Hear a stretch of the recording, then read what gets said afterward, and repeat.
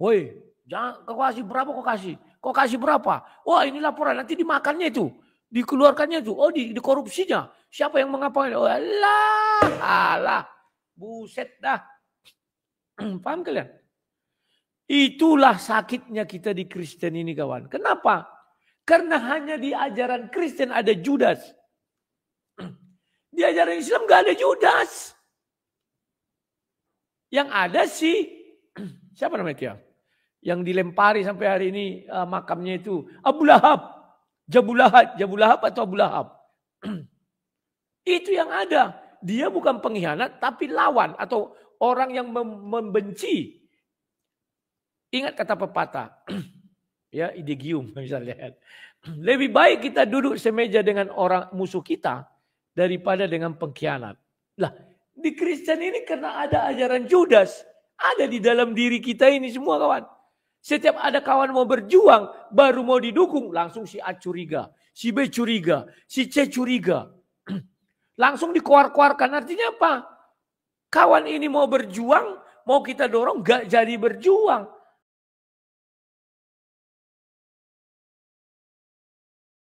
Sikaraba-raba, sikaraba-raba. Udah mulai.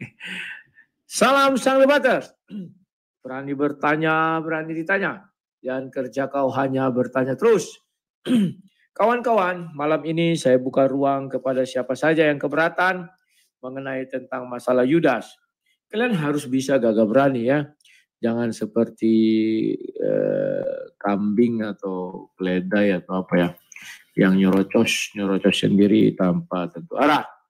Oke, ini sudah saya kasih link. Silakan masuk karena sudah banyak sekali saya bahas mengenai itu. Biarlah kalian semua yang jadi jadi saksi bisu. Kok jadi saksi bisu sih? Aduh.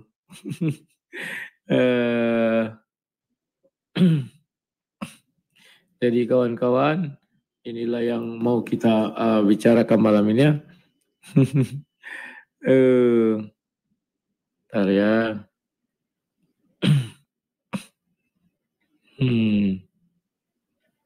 Sabar ya.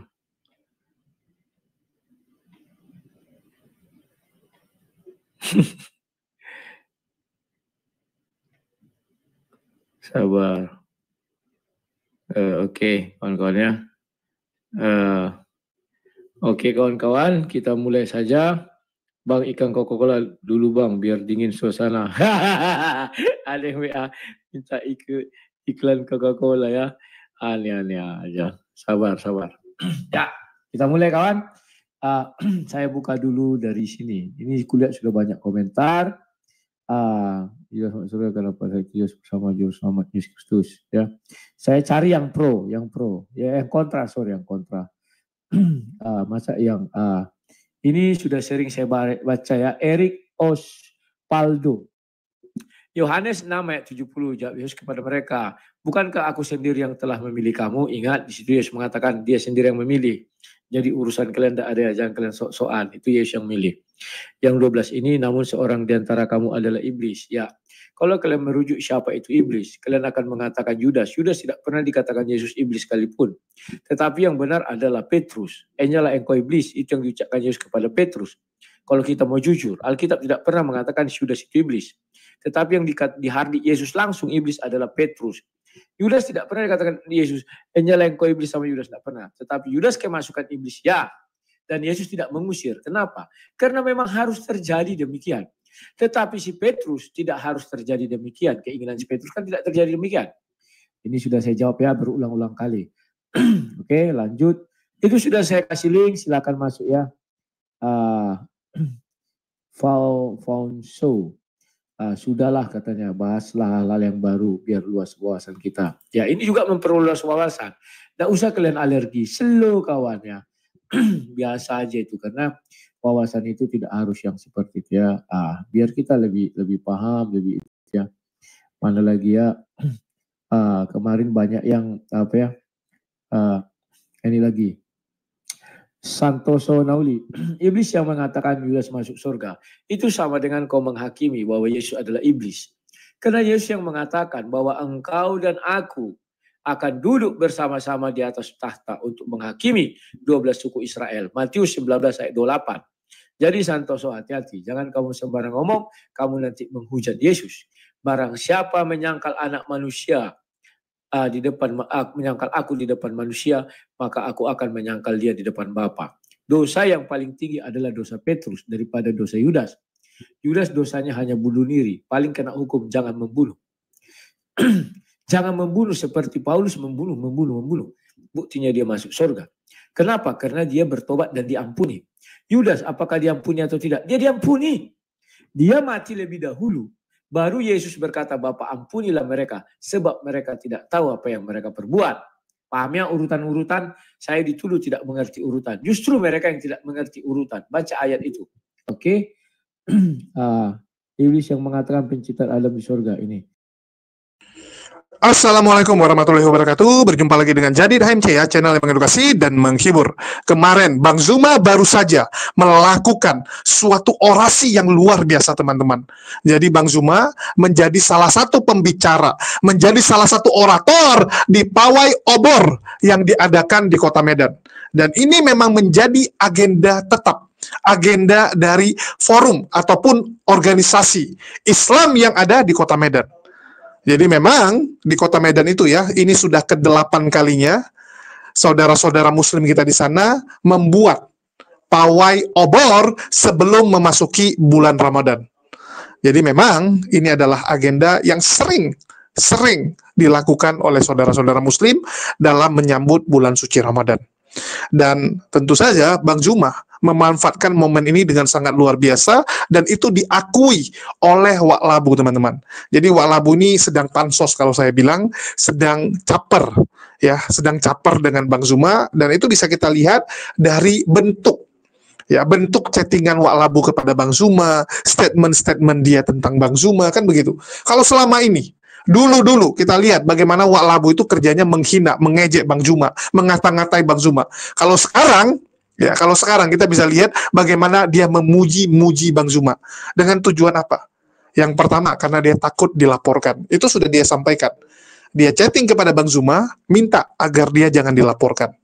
Ini yang pertama. Terus yang kedua, kita lihat bagaimana Wak Labu ini teman-teman mencoba pansos nempel dengan Bang Zuma. Karena kita tahu, kalau Wak Labu ini kan ya bisa dibilang nggak ada pendukungnya. Nggak ada pendukungnya teman-teman dari kalangan Kristen.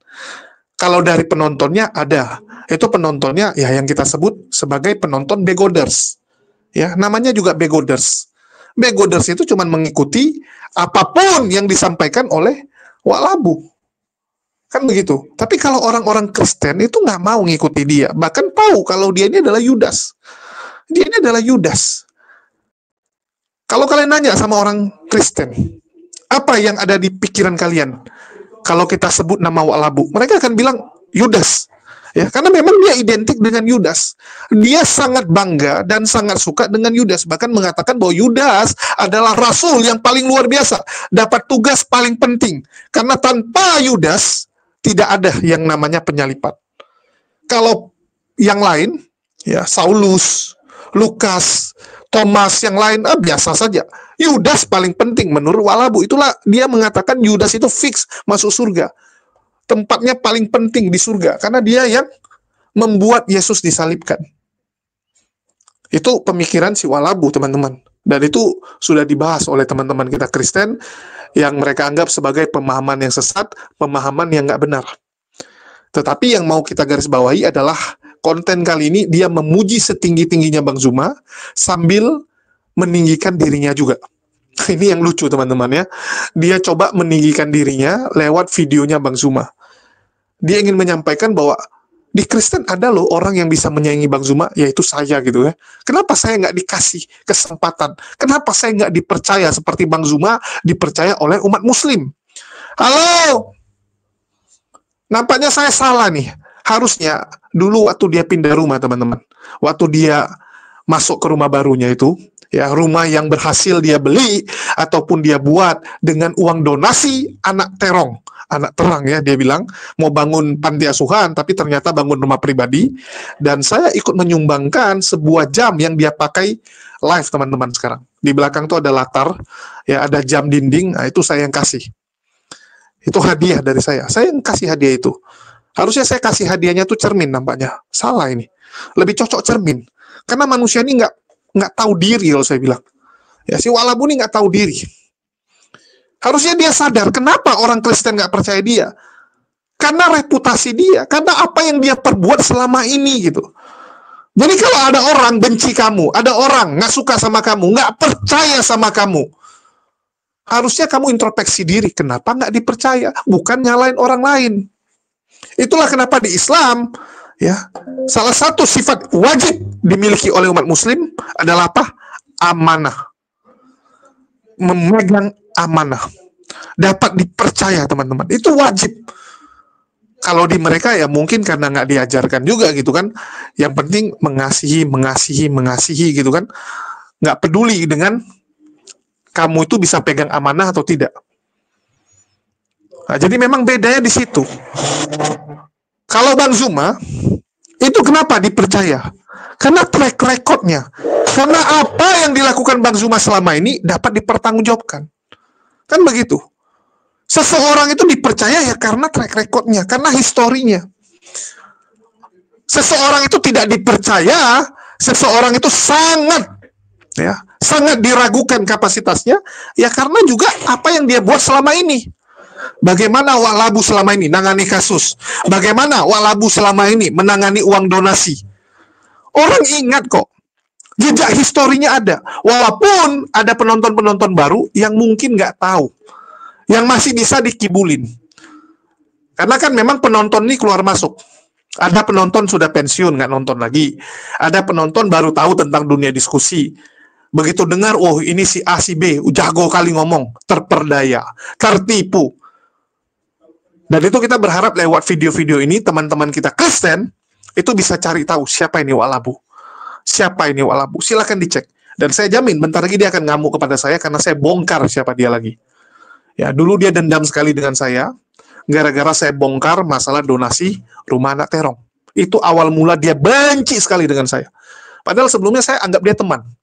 Bahkan teman-teman Kristen selalu bilang, kalian ini sebenarnya musuh atau teman gitu. Karena sering sekali masuk di room saya, kita diskusi santai, enak kok. Tapi ternyata saya ditikam dari belakang.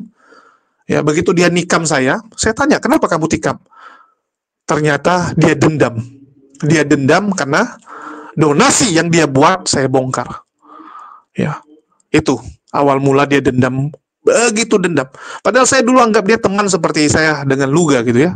Nah, Luga kan kita anggap teman, Niken kita anggap teman. Bahkan Pastor Sarah yang dulu benci saya anggap teman. Semua saya anggap teman. Pastor Joshua Teu semua. Tapi ternyata dia nikam saya gara-gara itu, nggak terima.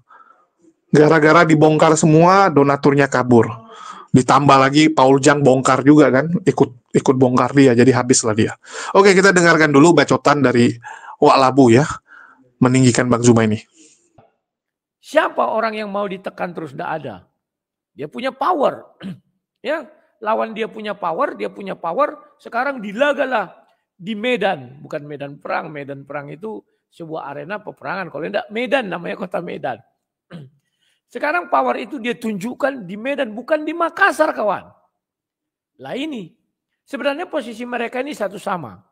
Dosma pernah ke Makassar, bahkan ke pasarnya dia duduk dengan pengacara-pengacara itu, mereka nyanyi-nyanyi. Kan ada dari Makassar. Nah, kalau logika kita maunya si Zuma datang menyamperi si Dosma, kan begitu ya. Tetapi Zuma pun tidak melakukan itu kawan. Kenapa dia tidak melakukan? Dia tahu konsekuensi hukum dari hal itu. Karena mereka ini sekarang kan sudah organisasi. Mereka pasti punya lawyer, punya bagian legal. Ya. Demikian juga Dosma dan kawan-kawan. Mereka juga sudah paham hukum. Ketika orang si Zuma melakukan di Medan, dia tidak menggerakkan massa juga. Enggak. Kenapa? Acara itu pertama bukanlah acara si Zuma khusus. Kenapa bukan acara si Zuma khusus? Kita nanti lihat videonya. Oke, tanpa berlama-lama kita putar dulu videonya Zuma yang show pamer kekuatan di Kota Medan. Wah, kita saksikan dulu ya. Ini. Marhaban ya Ramadan. Ya, semangat terus, tetap semangat. Kita langsung live ya. Nah, kalian lihat ini kawan-kawan ya. Mereka bicara tentang live. Artinya apa? Ini memang sudah disetting dalam artian kekuatan Zuma ada di sana, bukan kekuatan, memang betul. Saya tadi sudah hubungi seorang teman wartawan di sana, saya tanya, benar nggak acara ini ada? Ada. Dan itu kan acara menjelang Ramadan. Ya. Tetapi momen inilah hebatnya Zuma, kawan. Dan hebatnya APII, makanya takutku nanti, kawan. Kita nggak sanggup lagi melawan Zuma dan APII-nya. Yakin kalian, kawan? Nanti kayak Habib Rizik sekarang belum pernah lagi menunjukkan kekuatan. Zuma sekarang pamer kekuatan. Ribuan massa yang turun ke jalan itu, kawan. Ya. Terserahlah massa yang hanya nonton-nonton, massa yang hanya berdiri-berdiri. Intinya kalau di syuting nanti fotonya itu panjang jalan itu, kawan. Ya. Mungkin di Jalan Sutomo atau di jalan apa saya nggak tahu tuh. Nah ini. Maka dari itu kawan-kawan saya pun nggak tahu langkah apa yang dibuat si Dosma lagi. Tapi intinya nanti kita lihat Dosma bagaimana ya. Kalau saya sudah jiper saya itu, kawan. Dibawa masa sebanyak itu tentu saya jiper. Bagaimana saya mau melawan orang sebanyak itu? Ya. 10 orang aja datang, saya kalau di Duri masih boleh lah. Tapi kalau di Medan apa nggak terkencing-kencing aku, kawan? Aduh. Ya kita saksikan dulu lagi ya. Sebentar. Kita iklan dulu, iklan. Sabar ya, sambil saya siapkan ini ya. Iya, saksinya.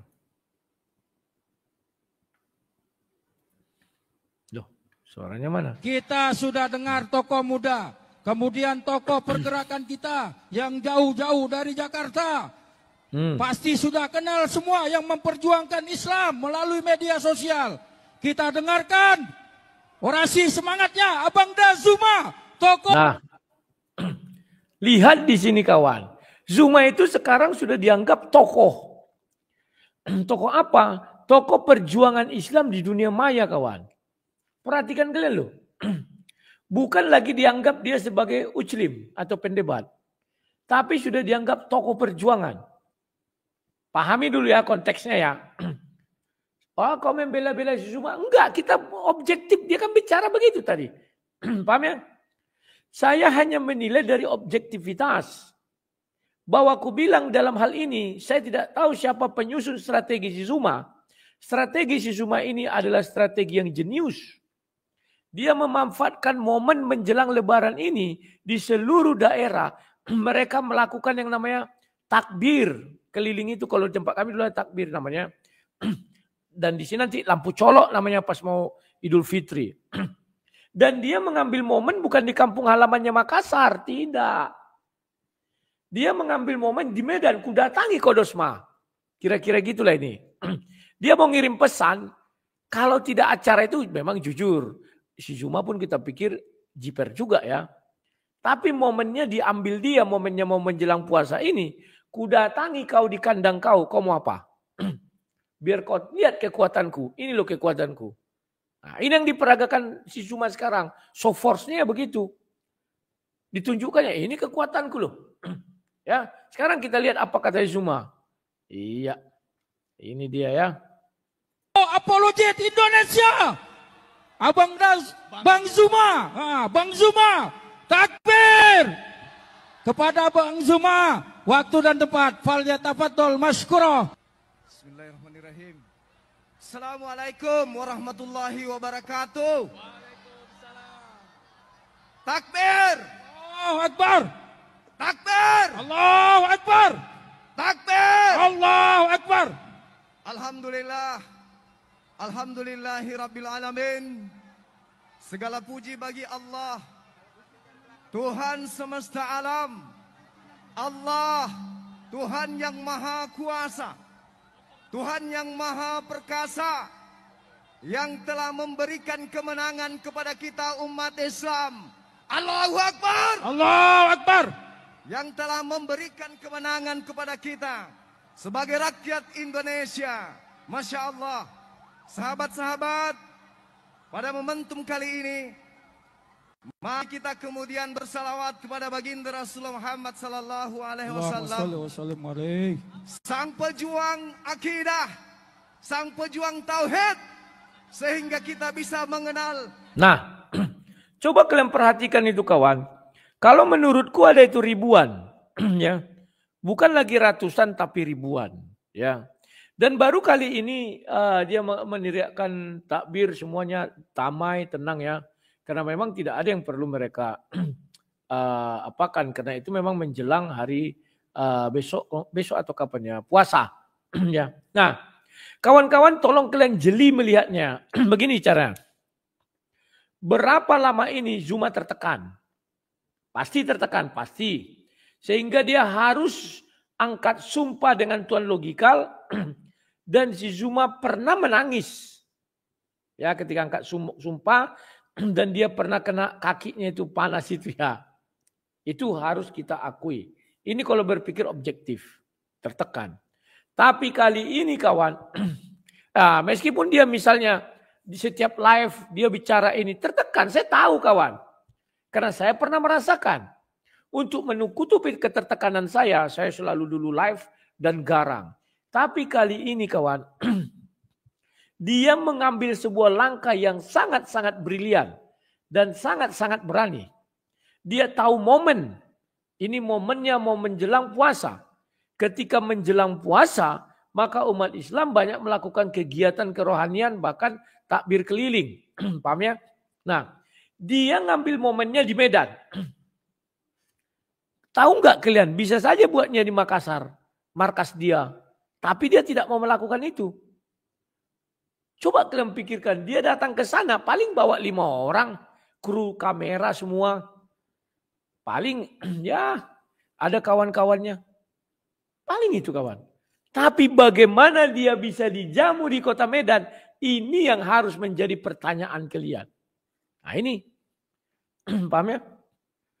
API itu di sana baru berdiri. FPI sudah ada. FUI sudah ada. Gapai sudah ada. Bagaimana API yang baru berdiri ini bisa sekuat itu dan sebanyak itu dan segarang itu? Harus kita akui. Dana mereka tidak berseri. Harus kita akui.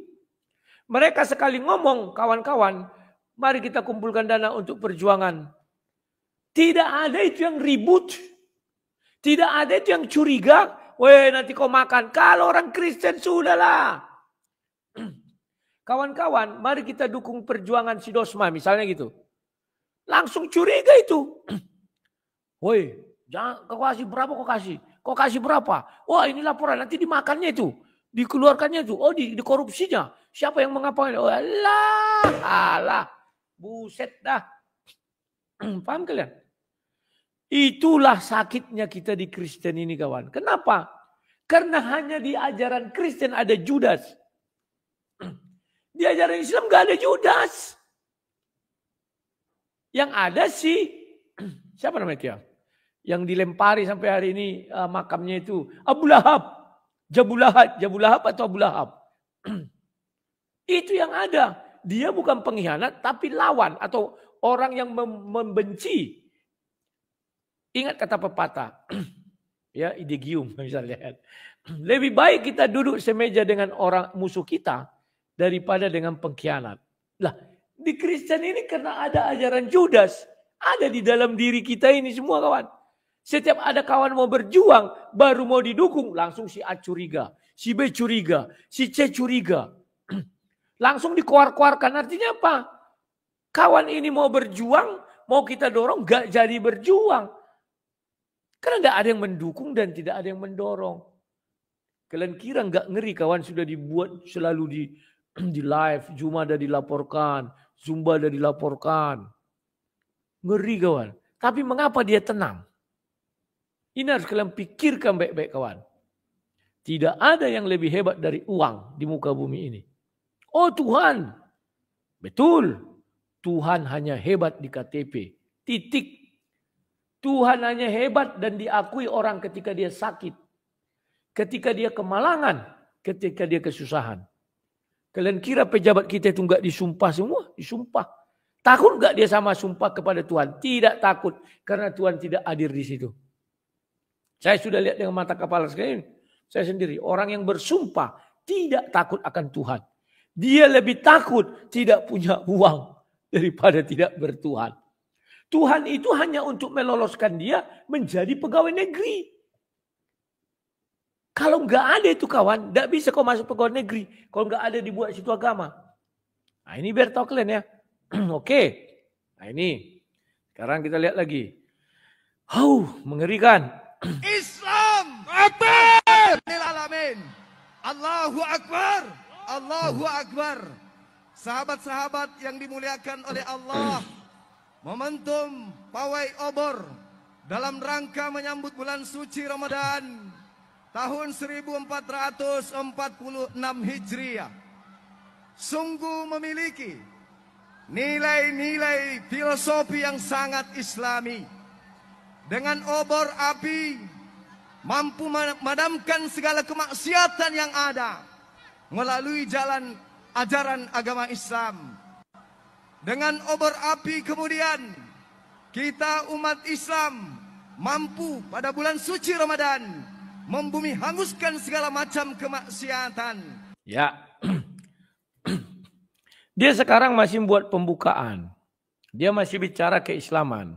Sama dengan gaya dia berdiskusi. Jadi kawan, apa gaya kalian itu akan terlihat.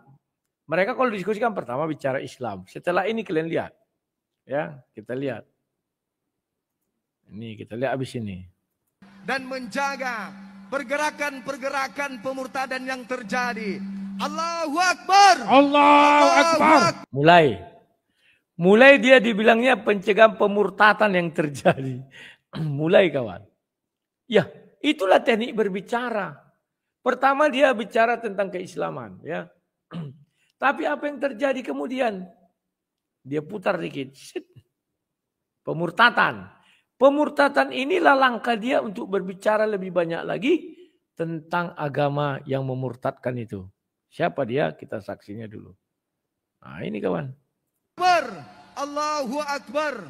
Dan dengan obor api pula kemudian sahabat-sahabat sekalian menerangi setiap sendi-sendi kehidupan kita dalam berbangsa dan bertanah air sehingga menciptakan rasa persaudaraan antar anak bangsa. Allah Subhanahu wa taala berfirman di dalam Al-Qur'an, A'udzubillahi minasyaitonir rajim.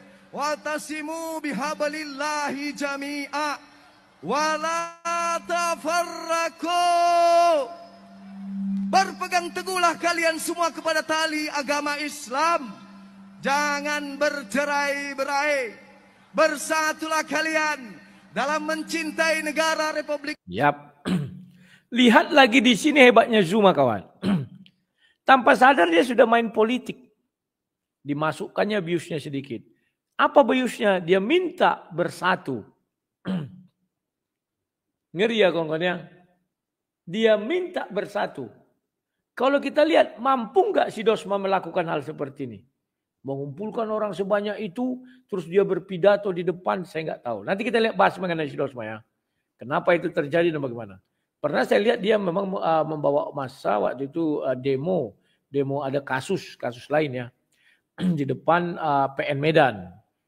Tapi kalau seperti ini memang nggak mungkin lah kawan. Banyak kali kawannya. Ribuan. Kalau sampai itu ketemu misalnya dia didukung salah satu ormas di Medan. Yang kukhawatirkan ketemu terjadi gesekan. Tergesek sedikit terjadilah barang itu. Ya. Sekarang kita lihat dulu kawan. Lanjut lagi ya. Dia mulai ngajak bersatu kan. Indonesia. Hebat. Mencintai Sumatera Utara. Mencintai kota Medan. Allahu Akbar. Allahu Akbar. Bersatu kita. Di dalam menyatukan. Ya. Jadi mereka ini di atas truk mobil terbuka ya sambil jalan ini ya. Dia sudah mulai berbicara tentang kota Medan. Artinya dia situ menyampaikan untuk menarik simpati dari warga Medan. Kalau di dalam politik memang harus begitu kawannya. Kita harus menarik simpati daripada orang sekitar.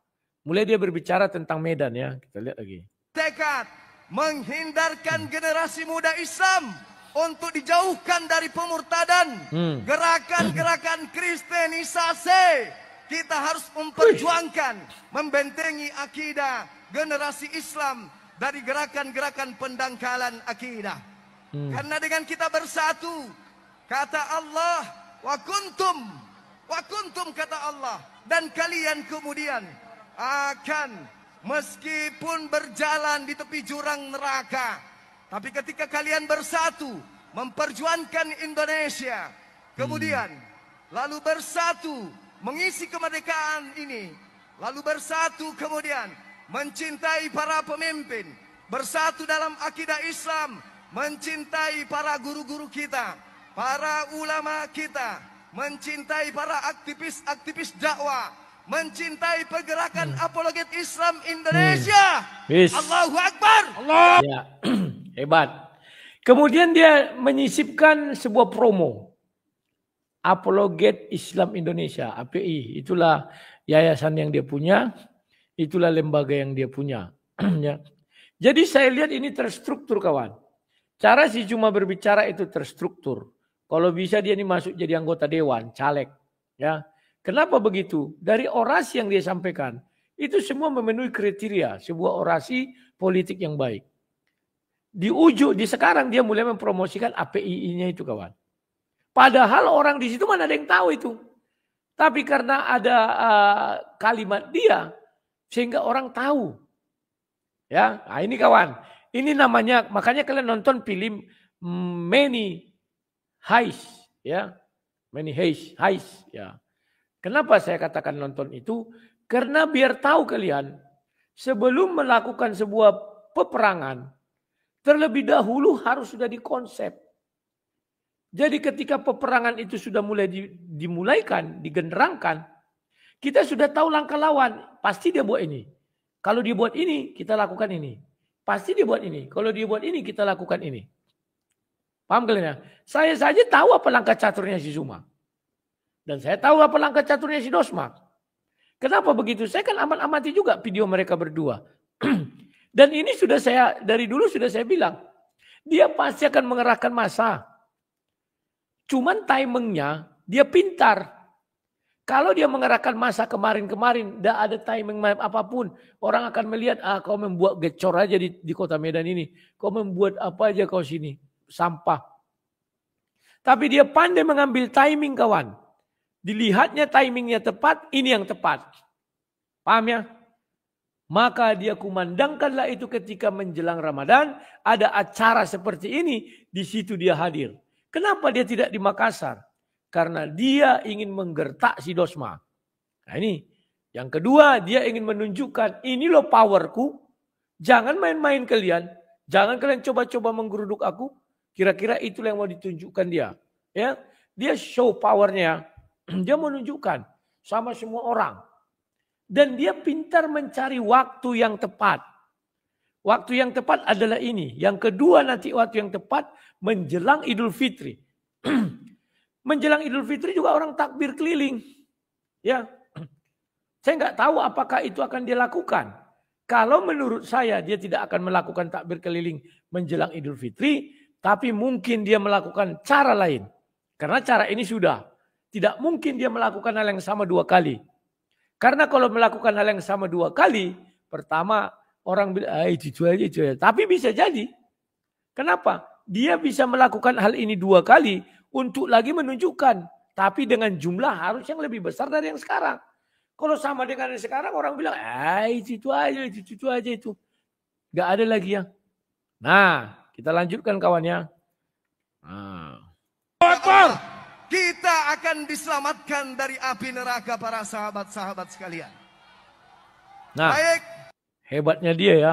Dia bicara API tadi kan. Dukung API. Setelah itu bicara apa? Diselamatkan dari api neraka. Luar biasa. Ya. Apakah si Zuma ini dulu pisipol?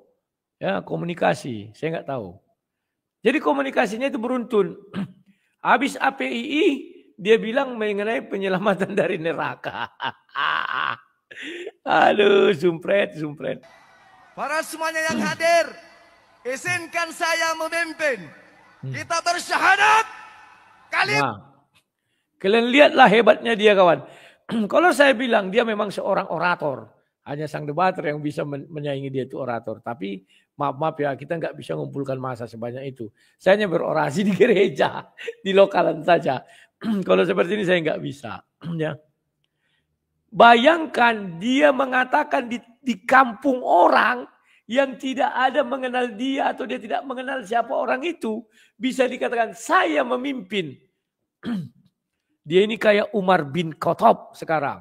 Ngeri kawan, ngeri. Ngeri. Saya memimpin. Untung kita hanya perjuangannya di meja hukum. Kalau perjuangan misalnya pakai bedil-bedilan, aduh. Atau pakai kujur, tombak, pedang, segala macam.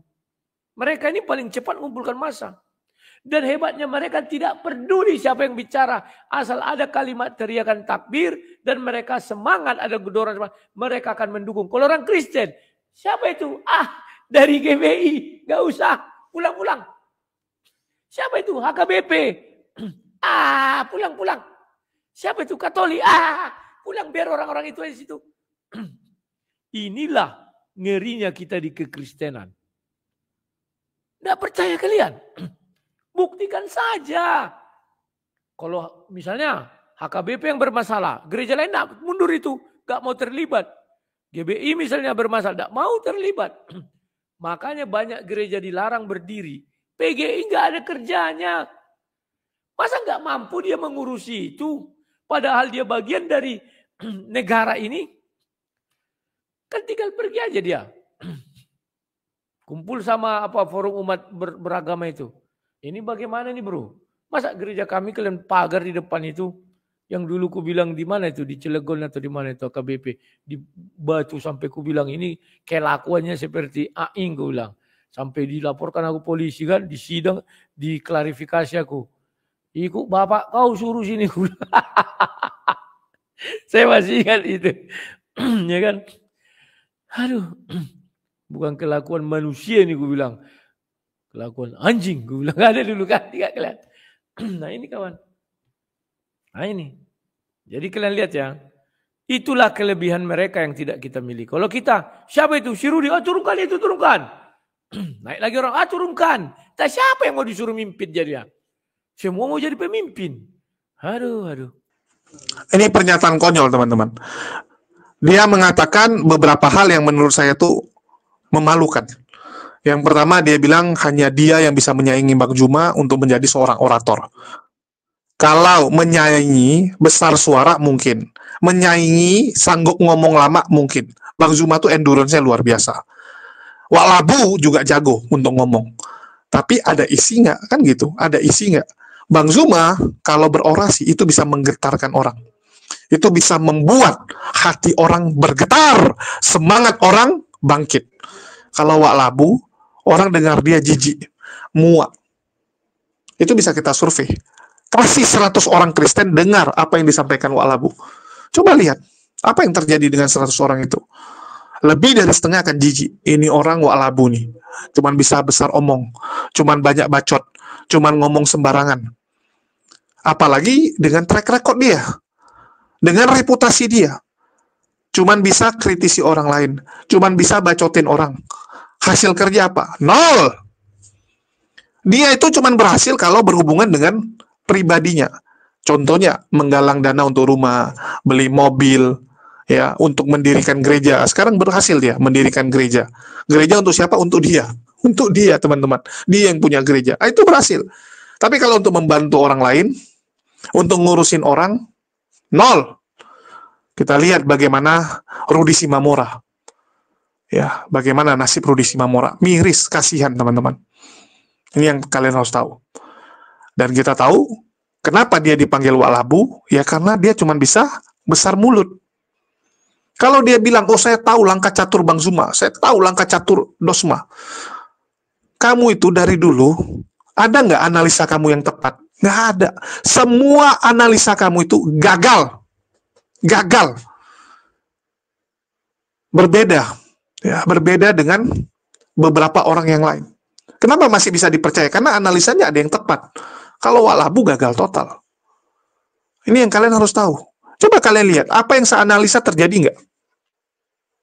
Yang saya sampaikan ini benar nggak? Coba teman-teman Kristen pikir. Ya, di sini tujuan saya ini adalah mengedukasi teman-teman Kristen supaya jangan terkecoh. Banyak orang sekarang memanfaatkan agama Kristen untuk mencari keuntungan pribadi. Gara-gara dia hubungan antar umat beragama jadi rusak. Mereka ingin tampil seakan-akan mereka lah garda terdepan memperjuangkan Kristen. Supaya apa? Supaya kalian nanti bayar mereka. Supaya kalian donasi kepada mereka, supaya mereka maju. Padahal keributan ini terjadi karena mereka. Ngerti kan teman-teman? Ada sekelompok orang nih.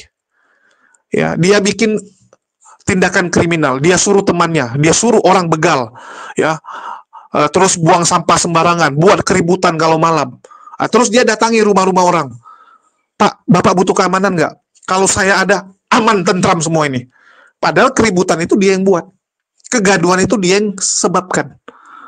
Nanti dia yang muncul jadi pahlawannya. Nah, inilah Polycarpus, teman-teman. Ini Polycarpus punya kelakuan. Ya.